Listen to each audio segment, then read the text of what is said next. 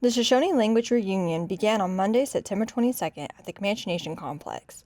The reunion will last until Wednesday, September 25th. Comanche Nation Shoshone Reunion Committee Chairman Don Tosi said it's a gathering of Comanches and their Shoshone relatives. We came down south and they stayed up north, and about 20 years ago, in 2000 or so, some of the elders got together, decided that it's an important thing to make sure that our language continues.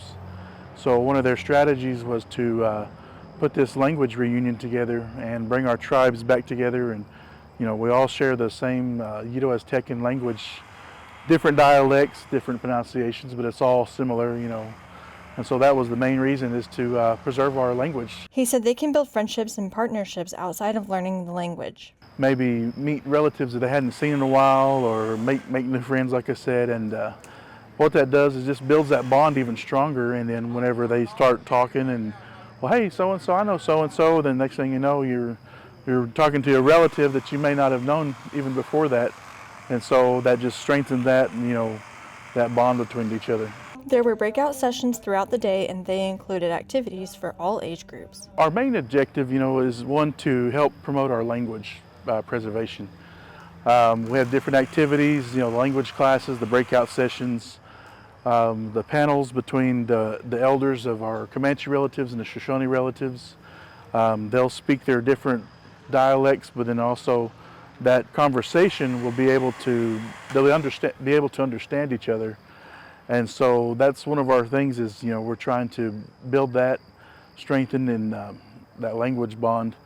And then also with our youth and everybody, we have different activities that they'll be involved in. And so we're hoping that by including our youth, our language, that'll continue on. Educational outlets, including charter schools, were invited.